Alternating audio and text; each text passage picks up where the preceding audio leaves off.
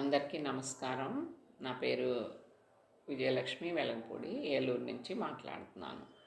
నేను మీకు ఈరోజు ఏం చెప్దాము అనుకుంటున్నాను అంటే, కార్తీక మాసం అంతా అయిపోయింది కదా. ఉదయం సాయంత్రం అందరూ తులసి కోట దగ్గర దీపాలు పెట్టుకున్నారు. శివాలయాలకి విష్ణాలయాలకి వెళ్ళి దీపాలు వెలిగించారు. తర్వాత పౌర్ణమికి ఎక్కువ ఎక్కువ దీపాలు వెలిగించారు. తర్వాత క్షీరాబ్ది ద్వాదశికి తులసి కోట దగ్గర విష్ణువుని మేల్కొల్పడం కోసం యోగ నిద్ర నుండి ఎక్కువ దీపాలతో స్వాగతించారు. ఉసిరి కొమ్మను అందులో పెట్టి అట్లా అన్నీ చేశారు కదా. ఇప్పుడు ఏంటంటే ఈరోజు కార్తీక మాసం అంతా అయిపోయింది. ఈరోజు మార్గశిర మాసం, మార్గశిర పాడ్యమి. ఈరోజు పోలిని స్వర్గానికి పంపడం అని ఈ నెల రోజులు దీపాలు పెట్టాం కదా, గుమ్మం ముందు కూడా దీపాలు పెట్టాము. అలా వదిలేయకుండా దీపాలని ఏంటంటే నీళ్ళల్లో వదిలిపెడతారు. ఈరోజు ప్రత్యేకించి నీళ్ళల్లో వదిలిపెట్టడము అంటే పోలిని స్వర్గానికి పంపడము అని అంటారు దాన్ని. అప్పుడు దీన్ని ఉదయమే సూర్యోదయం కాకముందే దీపాలు అరటి డొప్పల్లో వదులుతారనమాట.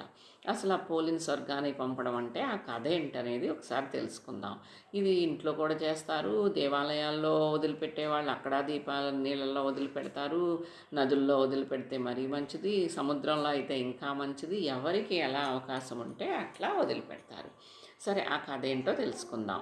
పోలి కథ. పూర్వకాలంలో కృష్ణా తీరంలో ఓ ఊరిలో ఉమ్మడి కుటుంబం ఉండేది. ఆ కుటుంబంలో 5 కోడళ్ళు ఉండేవారు. వారిలో చిన్న కోడల పేరు పోలి.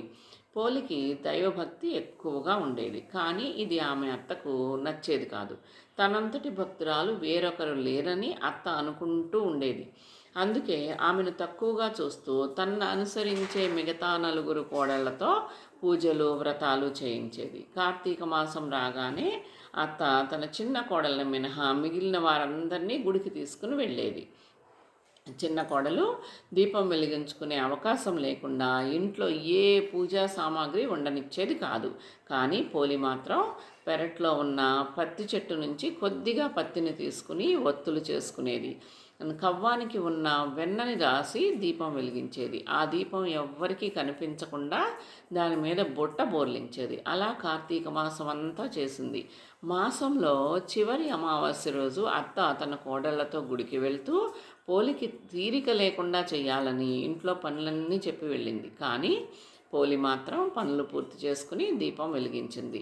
ఎన్ని అవాంతరాలు వచ్చినా పోలి మాత్రం తన భక్తిని విడిచిపెట్టలేదు. ఆమె భక్తికి దేవతలు మెచ్చి ప్రాణాలతో ఉండగానే పోలిని స్వర్గానికి తీసుకువెళ్లేందుకు పుష్పక విమానాన్ని తీసుకువచ్చారు. గుడి నుంచి తిరిగి వచ్చిన అత్త మిగతా తోడికోడళ్ళు తమ కోసమే వారు వచ్చారు అని అనుకుంటారు.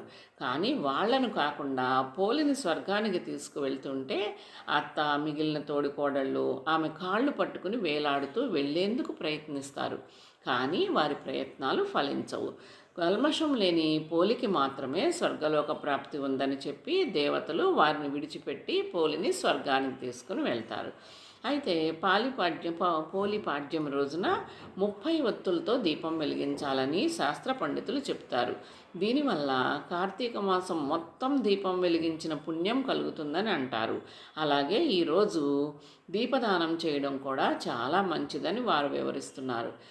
మన ధర్మాల్లో ఎంత సూక్ష్మమైన ధర్మాలు ఉన్నాయో చూడండి.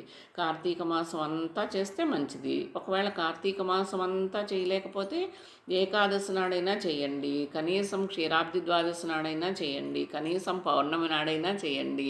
అంత సులభతరం చేశారనమాట. మనం చేయలేకపోయాము, ఆరోగ్యం సహకరించకపోవచ్చు, స్త్రీలకి ఏదైనా ఇబ్బందులు కలగవచ్చు, ఆటంకాలు, అట్లా అన్నిటికీ గురించి బాధపడకూడదు. ఈ నెలంతా కుదరలేదు మీకు అనివార్య కారణాల వలన, పాడ్యం రోజు పోలి పాడ్యం రోజు చేసిన ఆ కార్తీక మాసం అంతా చేసిన ఫలితం మీకు లభిస్తుంది అన్నమాట. అది కథ.